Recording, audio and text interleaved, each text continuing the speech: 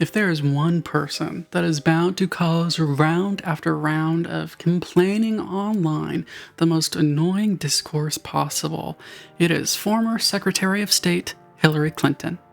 She's fun to make fun of, I get it. And most fun of all, she's not really in politics anymore. She has absolutely no power.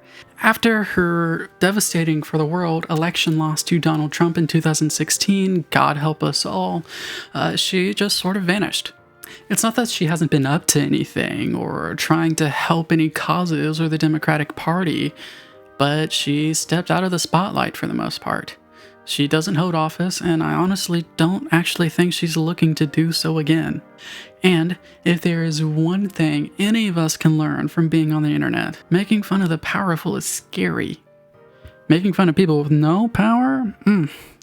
Well, baby, that's the most praxis thing you can do. Why go after transphobic Republicans when you can relentlessly hound trans women who haven't looked into the camera and declared that they are the same type of communist that you are? Oh, you poor precious baby, that must be so hard for you. Everyone likes getting dunks in. It's also not lost to me that Clinton faces heightened scrutiny and ridicule because she's a woman. Now, it's easy to try and shove that away and talk about her record and the ways that she has caused actual harm, but it's an unfortunate fact that famous women received heightened scrutiny. They become the sinners of all evils in the world. Taylor Swift isn't merely a rich person who should be critiqued for certain endeavors or statements, certain mechanisms of capitalism that she's part of. She becomes a thing or a creature, something inhuman. There's an entire swath of the internet possessed by loser right-wing blowhards who are every form of bigotry under the sun. But you know who else loves to engage with bigotry, especially sexism, as long as it's against the right people? And so therefore that becomes righteous bigotry? Well, that's right, it's the dirtbag left. For the podcasters and Twitter warriors, Hillary Clinton isn't merely a flawed politician who has advocated for both good and horrible policies over her time in the limelight. She's the patient zero of neoliberalism, and therefore Hitler. It's she, rather than Donald Trump, that is the true enemy. Why is that? Partially because Trump's an asshole and they like assholes. They pretend he's funny. They continue not to take him seriously. They look at the bump in DSA membership during the Trump years and pretend that that means a return to his presidency might be good for the future of socialism or something stupid like that. Not that socialism is stupid necessarily, but that thought process is. They're idiots is what it is. Hillary Clinton, meanwhile, isn't an out-front type of in-your-face asshole. She's cringe. Pokemon go to the polls. She's also liked and supported by normies. She likes and supports normies. She was a standard Democrat instead of a socialist. She beat Bernie. I've felt the burn. In 2016, not in my under downstairs. But unlike the dirtbag left, I did not let his loss turn me into a contrarian incapable of doing anything but being a jerk on the internet to get dunking points off of other terminally online jerks on the internet. I think comparing Clinton to a disease isn't actually accurate. Rather, she is a magnifying glass. She amplifies the pre-existing biases and hates of certain people. What is another thing from circa 2016 that certain leftists who hate Hillary Clinton also hate? That's right, the smash hit musical Hamilton by Lin-Manuel Miranda. On April 3rd of 2024, just a couple of days after I'm recording this, Hamilton creator and fellow Democrat Miranda joined Clinton at a fundraiser for President Biden. The two aim to get Biden reelected over the disaster that would be another Trump presidency. And of course, the dirtbag left type who hate Clinton and Hamilton, who don't really care if Trump gets reelected, who find both them and Miranda to be cringe, got quite annoyed at the announcement of this fundraiser. We got a round of discourse, again, calling Hamilton neoliberal, evil, rude, anti-revolution, So I think it's time that we finally deal with Hamilton and the absolute lack of media literacy surrounding it. Let's actually engage with the text. 1. The problem with Hamilton. One of the most common criticisms you'll hear about Hamilton is that it is corny. Oh no, this corn, oh shucks. They'll talk about how they don't personally like the songs and the lyrics, it's too musical theater to be good rap or whatever. I just fundamentally don't care about that sort of criticism, and I find it sort of worthless to the conversation. Not liking something is perfectly fine, and having opinions about the qualities that cause you to not like something are also fine, typically. Some people like the taste of corn, some people do not. Sometimes corn is so all-invasive in the food diet that you don't know you're eating it and loving it. Sometimes you get corn-annoyed and see corn all over the place. Like or don't like, whatever the hell you want. That's not real criticism, though. That's just personal taste. And despite what anti-art morons on the internet will tell you, taste cannot be correct or incorrect. It cannot be high or low. It cannot be objective. True taste is always personal. Social taste is fundamentally worthless when it comes to actually evaluating a piece of art for what it is. Sorry about it. Sam Hasselby, editor at Aeon magazine, has a different critique that's also quite popular. After the report that Miranda and Clinton were going to host the fundraiser, Hasselby tweeted, "These two represent the multicultural neoliberalism still among us." What's multicultural neoliberalism? The concept that no form of capitalism is too iniquitous, no level of inequality too obscene, so long as it is not explicitly racist. Hasselby is the type of person who claiming things like DEI and lessening the importance of test scores and academic admittance are just the bourgeoisie doing capitalism like they do best. He's the sort to make fun of liberals for calling the MAGA movement fascist and calling them hysterical because of their fear of it, despite, the 2025 plan, Trump's history, and the stated horrid policy goals of the GOP. Why care about that stuff?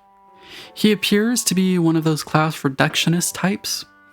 A different guy of a similar vibe, Tyler Austin Harper, quote tweeted in agreement with Hasselby. He said, "The HRC plus Lin-Manuel Miranda tag team represents the pinnacle of multicultural neoliberalism. Hamilton is the Bible of the multicultural managerial class. Replace some old white guys with browns and women while leaving everything else intact, and you get jazz hands, justice." Now, you may recognize Harper from his claim that polyamory is the pinnacle of bourgeois individualism. Combining that with this tweet, and it's pretty easy to guess where he's coming from, class reductionism and social conservatism that he has to pretend isn't conservative, so he cloaks it in this leftist language. But going, OMG, no, polyamorous relationships are icky. You need to make my favorite kind of relationships. That's not doing leftism. Getting annoyed at Harper's tweet is actually kind of what inspired me to talk about Hamilton. I've seen a lot of these hatreds for a long time, and they've always slightly confused me and annoyed me. Aren't they plainly just not engaging with the text? Well, but there are also plenty of people who agree with them.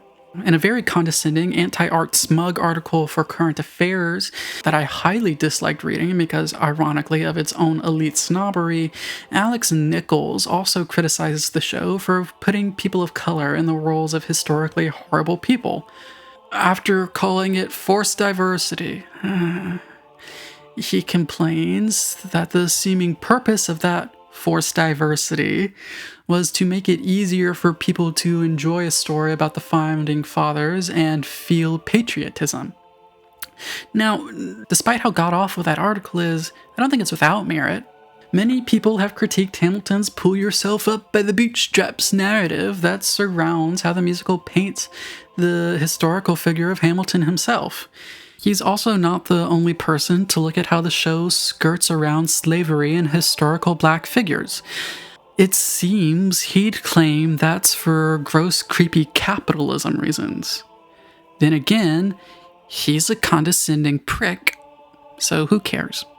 In an article for HowlRound, great theater website by the way, you should be spending some time there reading articles, James McMaster points out the feminist issues with Hamilton, which likely comes down to a lack of stage time, and especially a lack of stage time that wasn't centered around Hamilton himself. For the female characters, I mean, yes, Hamilton is the focus of the show, and Eliza does point out at the end of the musical that she does have her own story that people don't talk about because people typically focus on the stories of men, but those things are choices. It was a choice to have this story focus on the men. That's a discourse that can go back and forth, and it's really interesting. I like that kind of conversation, that sort of critique. He also asked why there wasn't any gender bending in the casting, and that is probably the most intriguing question I've read someone put forth in any criticism of Hamilton, especially in regards to how I'm going to lay out my reading of the show later on. I think some gender-bent casting would have made the actual aims of the show easier for people to read. I think it would have been really cool. While praising Hamilton's depiction of immigration, especially given Miranda's own Latino identity and the perils and bigotry surrounding Latin immigration in the US, Kylie Umehara goes into detail about how the show glosses over slavery. She talks about how it portrays Hamilton himself as vehemently anti-slavery, even though the historical figure was kind of mostly ambivalent on the whole thing. Not a good look. One writer and playwright, Ishmael Reed, hated it so much that he wrote a play called The Hunting of Lin-Manuel Miranda. Ooh, spooky, spooky. According to Jeremy Gordon, Reed compared having black men play the founding fathers to having Jewish men play Nazis, which, is a thing that happens a lot. Gordon says the play was pretty boring, but he enjoyed the contempt that went into its writing, as he also delightfully hates Hamilton for reasons. But over and over, the main critique about the show is the casting of people of color in a story about the founding fathers, arguing that it's attempting to borrow the horrible phrasing from the current affairs, blackwash history. It's wanting to make things like capitalism and patriotism and the history of America seem fine and wonderful by casting people of color, right? Surely that's what it's doing, right? There's definitely not a theatrical convention that the show uses heavily, by which a lot of these criticisms show a lack of engagement with the text as a piece of theater in the context of theater as an art form. Right? 2. Brecht. To truly understand what Hamilton is doing as a text, it might help to know about some theatrical conventions. So let's talk about a very influential man who wrote some plays that I find very tedious, but whose theories I find super engaging. Bertolt Brecht. Brecht was a German playwright of the Threepenny Opera fame. When I was in undergrad, our theater department put on a production of his show Mother Courage and Her Children. You might be asking, wait, he's German? Does that mean he has a crazy long German word associated with him? Verfremdungseffekt. The D effect. We're distancing from the work. The idea is that through reminding people that you are watching a show, you can get them to engage with the politics of the art. You start asking yourself questions. Why? Why is this happening? Why do they do that? Why? Why is the world this way? And does it have to be? Can we change it? Let's go over some ways in which we distance and talk about how they relate to Hamilton. We actually get one at the beginning of both the acts of the show. In Mother Courage and Her Children, Brecht would start each scene with a heading that could be read out, voiced over, projected in some way, something for the audience to hear or see and digest it. Those headlines would spell out exactly what's about to happen in the plot. You don't get surprised by the deaths of Mother Courage's children because you're told at the start of the scene that that's what's going to happen.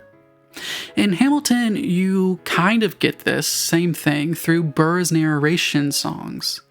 How does a bastard, orphan, son of a whore grow up to be a hero and a scholar? Enemies destroyed his rep. America forgot him. So we're going to see his rise and fall. The characters tell you how they're going to relate to him. We love him. We fight with him. We die for him. I kill him. These are the events of the show. Act 2 starts with Burr saying, how does the bastard orphan unite the colonies through more debt, fight the other founding fathers till he has to forfeit? Hamilton's debt plans are going to succeed, but his political battles are going to destroy him. The lyrics aren't as detailed or dispassionate as Brecht, but they do spill the deets on the future. When we're spoiled like that, when we're spoiled in any way, we get just enough distance to start asking why does that happen while it's happening instead of long after we've seen the show, because we're not surprised by the events necessarily. So why does Hamilton grow up to be a hero? Well, we see he's obsessed with climbing up the ladder. He can't allow himself to rest. He's hot-headed. Why did his enemies destroy his rep? Well, he was annoying. It's a good reason as anything else, but he was also an obstacle to their own political aspirations. How did he unite the colonies through more debt? By becoming a savvier, sleazier politician. Why does he have to forfeit? Because he makes choices to cheat on his wife, to buy his cuck's silence, and then publish the details when he's attacked in order to preserve his legacy. He's too obsessed with his legacy to care deeply about the details of those around him. When we complain about the founding fathers being whitewashed or blackwashed as heroes, are they? When we're asked to think about Hamilton's failures, we have to examine his moral failings. He's a dick. Now, you might think that that's a contradiction. The show is clearly still sympathetic to Hamilton. Brecht was a leading figure in what's known as epic theater. In an article on her website, Alana Marie talks about one of the central tenets of epic theater being the contradiction. She compares it to Cubism, the idea that life is full of contradictions, and by showcasing them, living in them in a play, we present that fact that life is contradiction in a frustrating way to audiences. That distances them and forces them to ask why things are happening how they do. The entire presentation of Hamilton is in a way a contradiction. People of color are presenting a semi-celebration of a group of slave-owning racists. That's a major complaint a lot of people have. You're probably meant to ask after that contradiction. Put a pin in that for now. On the scene-by-scene level, we also get that sometimes. Eliza meets Hamilton and they're going to be wed. It's happy. And then Angelica shows how it's also a tragedy. If we zoom out even further, the opening song tells us that America is going to forget Hamilton. But Washington tells him that history is always going to remember his actions. It has its eyes on him. That contradiction is actually central to the show. What stories do we tell? About who and why? Who tells them? We have no control over who tells our story, but we do get to choose whose stories that we tell. Does that speak at all to the central complaint people have with the show? That pen is undercooked for now. It's not ready to come out yet. We'll get back to it later for a little bit of a feasty feast. Another way of distancing an audience, reminding us that we're watching theater, is through doubling. Love it. My favorite use of doubling is in the two-parter Angels in America by Tony Kushner. But you also see this just a lot in musicals. Another explicitly political show, Spring Awakening, makes liberal use of doubling. The adult roles in the show are split between far fewer actors than there are roles. The bullies at school are also played by the friends of the main characters. All of the adults, no matter their personal kindness, are of the same societal sickness that harms children, is kind of the argument that Spring Awakening was making with that casting. In Hamilton, the actress who plays Peggy, Skylar's sister, also plays Maria, the woman Hamilton has an affair with. The double casting shows Hamilton's obsession with those sisters, and how he probably would have slept with any of them at any point in time. Which is weird and gross, but it also makes you wonder about Maria. Comedian Katherine Ryan has a funny bit about shouting at the cast during the Can't Say No to This number for how creepy and sexist Hamilton is during it. Peggy is seen as this cute joke that doesn't really matter. Well, let's combine those two things. What happens when the same person plays those roles? Maria is a young woman taken advantage of by a powerful man. Peggy is a joke forgotten by the show, by history. History also doesn't care about Maria. Who tells her story? Who tells Peggy's story? How do we treat women in history? Why do we treat women who have been assaulted as jokes? The doubling also manages to do some of the spoiling for the show. The actor who sings that he dies for Hamilton in the opening number plays both Lawrence and Hamilton's son. Surprise, surprise, both them gonna die. Philip dies in a duel defending his father's honor and legacy. So what about Lawrence? In the play, the letter sent detailing Lawrence's death says, "On Tuesday, the 27th, my son was killed in a gunfight with British troops retreating from South Carolina. The war was already over. As you know, John dreamed of emancipating and recruiting 3,000 men for the first all-black military regiment. His dream of freedom for these men dies with him." Now, how's that dying for Hamilton?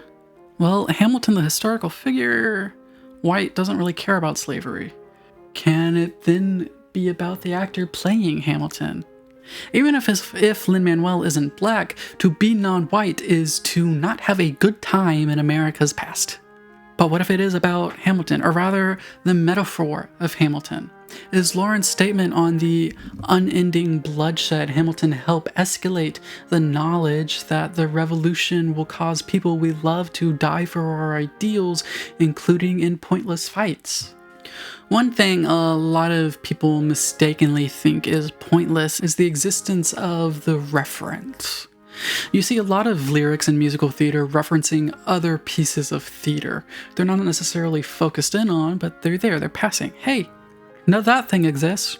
Six has the Suddenly Seymour line about Jane Seymour that I find very cute. I like it a lot. Hamilton isn't without these moments either. You have to be carefully taught. If you talk, you're gonna get shot. That's a reference to South Pacific and how bigotry is taught. Fear and deference to authority is equated to racism. How are they similar? The model of a modern major general, the venerable Virginian veteran whose mineral is a reference to the Pirates of Penzance by Gilbert and Sullivan. Who are they? Writers of a very racist operetta called The Mikado. There are a bunch of references to other songs, musical theater and not. So are the references pointless? Why am I talking about them in a Brecht section?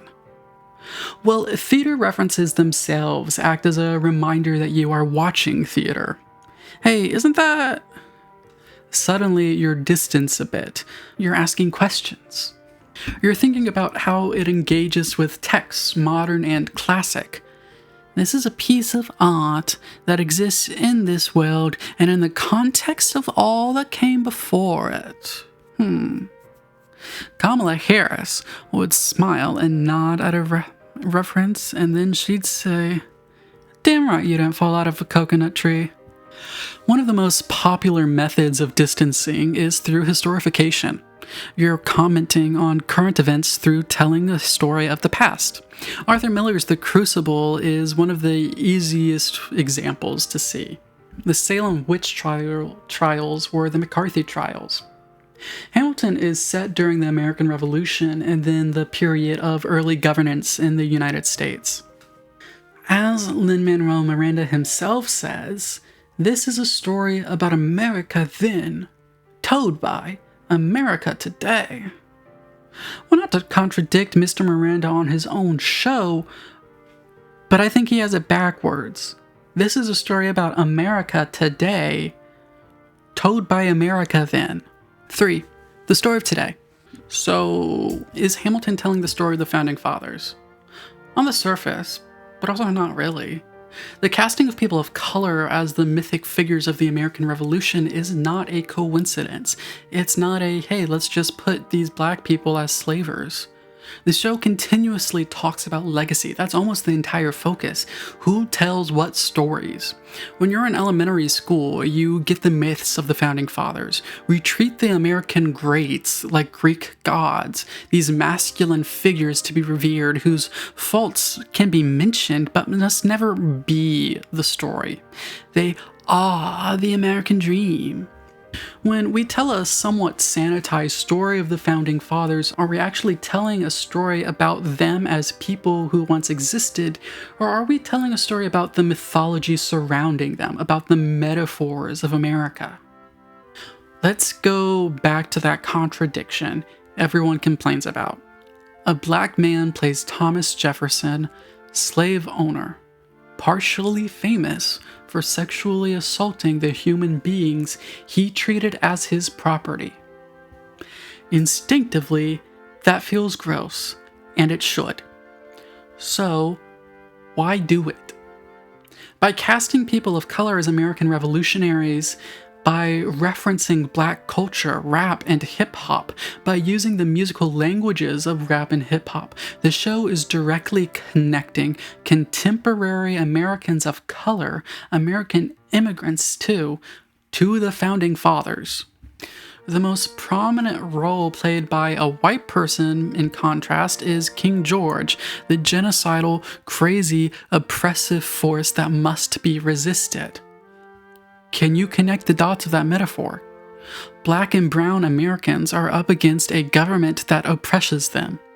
Through its consistent engagement with alienation, distancing, Hamilton is saying that the struggles of non-white Americans are analogous to those of the revolutionaries. It is a mythic struggle. Broadway's audiences are predominantly rich white people. This is a story you are primed to enjoy and embrace, Hamilton says. Now we will distance you from it and cast black and brown bodies in the roles you so long to empathize with. This is even more prominent coming from Lin-Manuel Miranda. Miranda readily admits to his spiritual connection to Hamilton. They're both writers who work themselves near to death with their writings. They are both obsessed with legacy. Miranda may not be an immigrant, but he does hail from Puerto Rico, a U.S. territory that often gets treated as lesser, both by white Americans and by the United States government itself. Puerto Rico does not have representation in our government, just as the colonies had no representation under King George. Wow, that's so crazy. This metaphor is so hidden and hard to read. I don't know if Miranda actually intended for that connection, but it is there. Death of the author. He has lived his entire life under a government which does not treat him, his family, or people who look like him with the equality and goodness that that government claims to treat them with. The American government is not always the sweet and benevolent lover. It can often be abusive. The story of America yesterday is told by America today. The show premiered before the George Floyd protest in 2020. While obviously that means the show cannot be about those protests, They're obviously not the first of their kind. Racist violence against black people has been a long part of American history. A great solo show is Twilight Los Angeles, about the riots following the events with Rodney King. Hamilton was still being written and improved during the Ferguson protests following the shooting of Michael Brown. Hamilton, the character, argues that there has already been bloodshed with the Boston Massacre. In America today, there's also already been bloodshed. There have been rivers of it spilled, of black and brown bodies, of queer bodies, of female bodies. Hamilton is easily making that metaphor. It is saying, hey, that struggle is the mythic founding struggle of the future. America is defined by this struggle. Our future is being made by those who are resisting the racism of America. That's the story of Hamilton the musical. That's what it is about. For the room we're reading didn't happen. I'm really interested in this trend of people reading Hamilton as endorsing the founding fathers, of trying to whitewash them, and of the casting being a cheap ploy at identity politics. Now that last one I find particularly concerning and irksome. As I talked about in my video on the musical Head Over Heels, there is a segment of the left which kind of agrees with the right and wholly rejects any and all identity politics, especially around representation.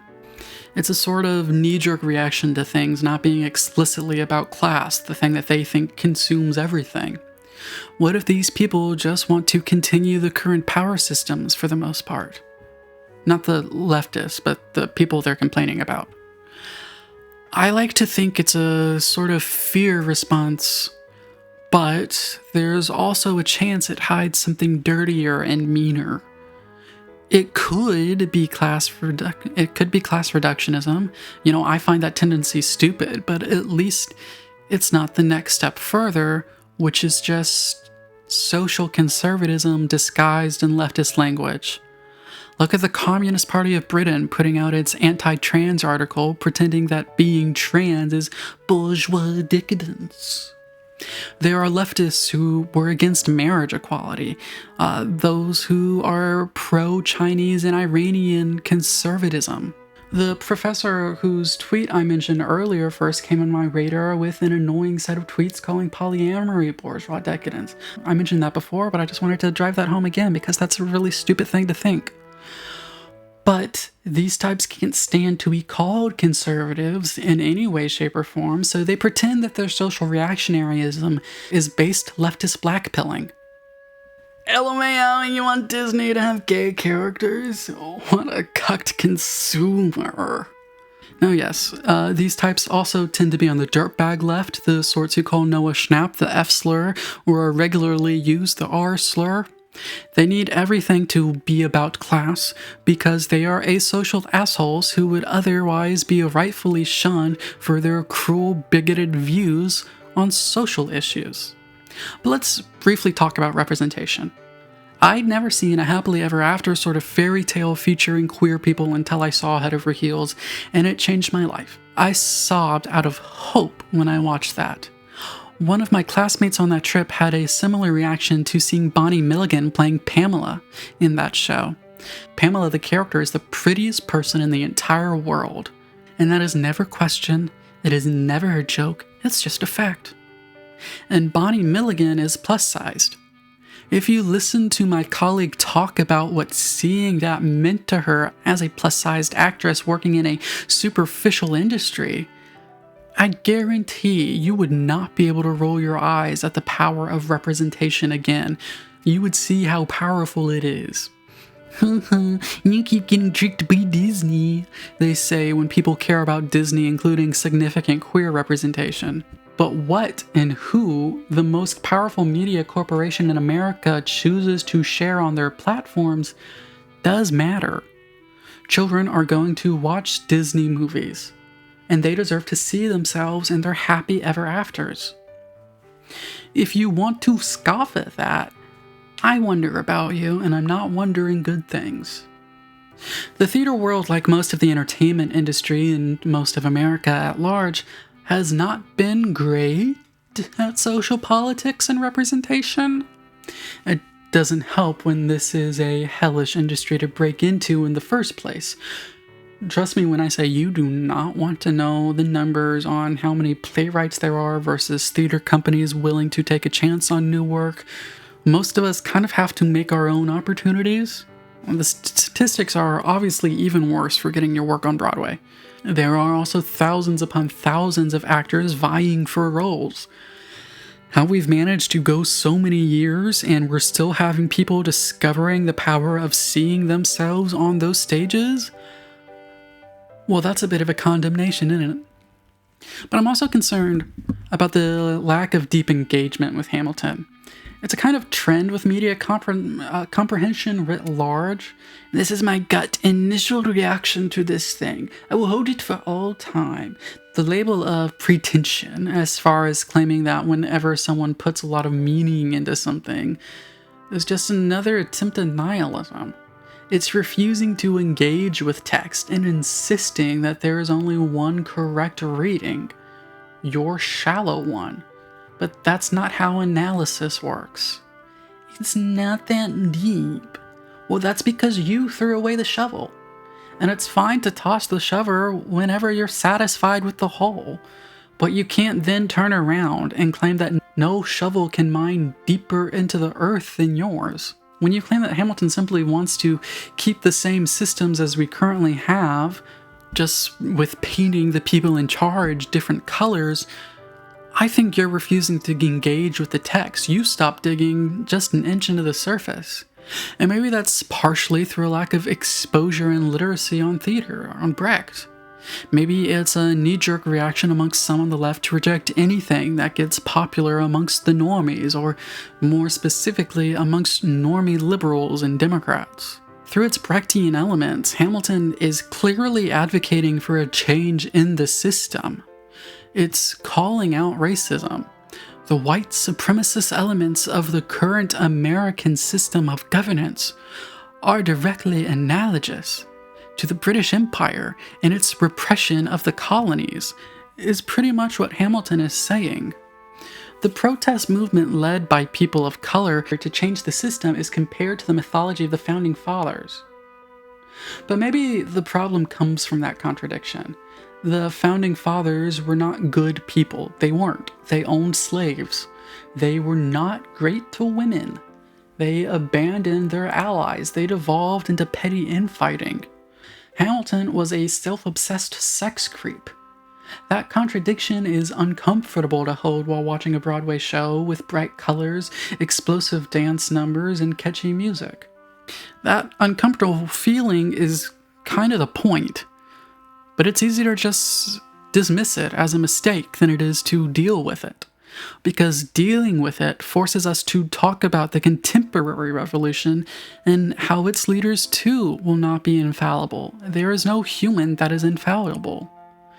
The cause is good, but that does not mean that its leaders are without fault. The goal is good, but that does not mean its execution will dodge inflicting any harm. We know what America is like. When we see the end of the show and think through our history as a country, examine all of its faults, we see that the revolution did not bring about the bright future that they thought it did. And part of that was because of their lack of understanding of what a bright future is. For that to be a metaphor to contemporary movements is to say that the systems we build might too fail to reach the promises of the dreams that drive them. And that's not fun. When you look at the dirtbag left, it's rife with misogyny, homophobia, and ableism. Supporting liberation does not mean you hold only pure beliefs.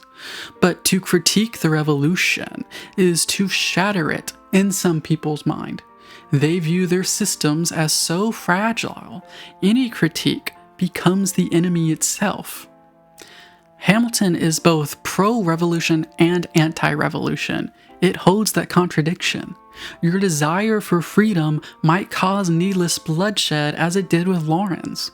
Your promise of freedom may still result in systemic suffering if you are not careful, as is the American legacy of slavery. An obsession with legacy can also be your undoing, as it was with Hamilton. And because all of that is uncomfortable, people reject that reading entirely. And I don't mean that they consider it and then they throw it away. I mean that they refuse to acknowledge that reading in the first place. They say that there must be no purpose to the casting and the references and the Brechtian elements beyond the most shallow observations.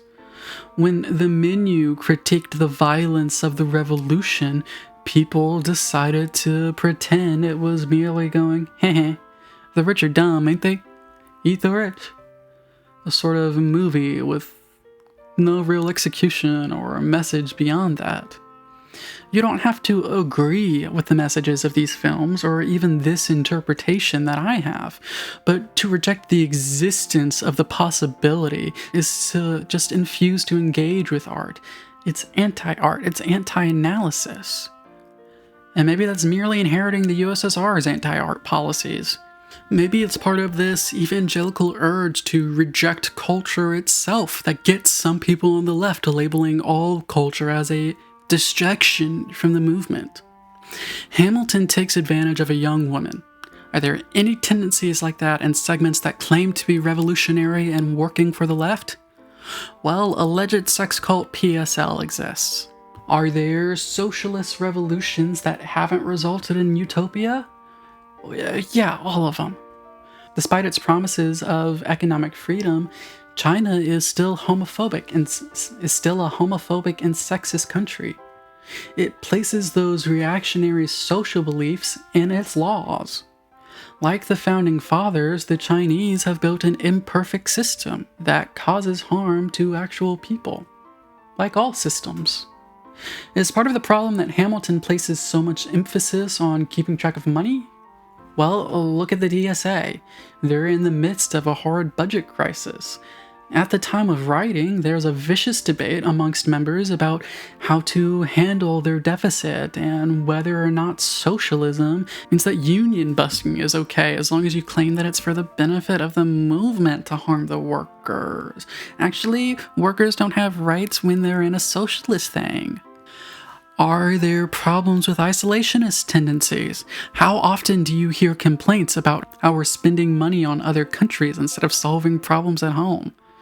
Surely, if we ignore the world, all its problems will go away.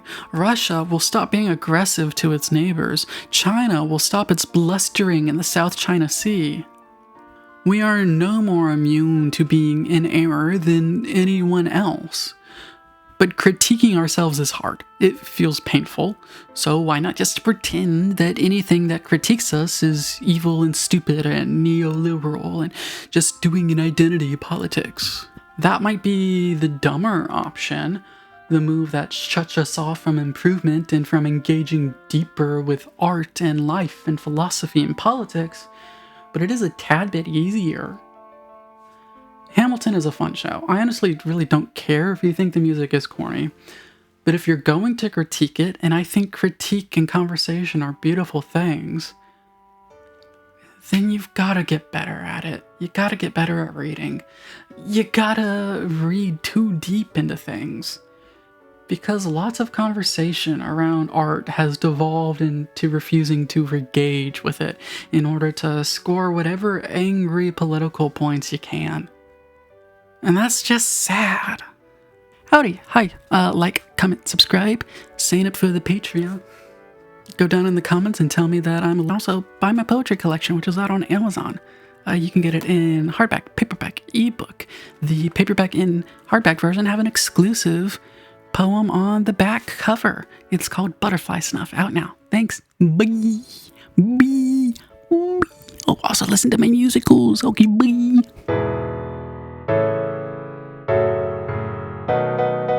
Wham, blam, boom, boom, pow. When you come across some villains, the heroes take them down. Zoom, whoosh, dodge and shoo. We saw the tree of evil, now we'll nip it at the root.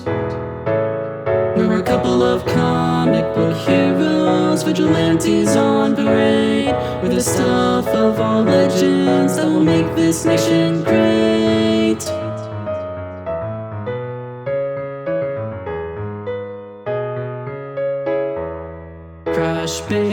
slash and crack. When trouble is a brewing, we will handle it with tact. Green flash, duck and strike. If you see our faces, no, you won't survive the night.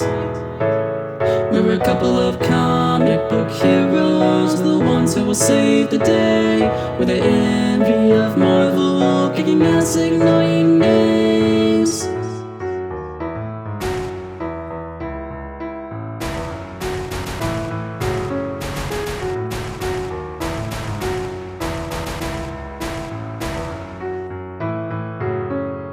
Comic book heroes saving the day.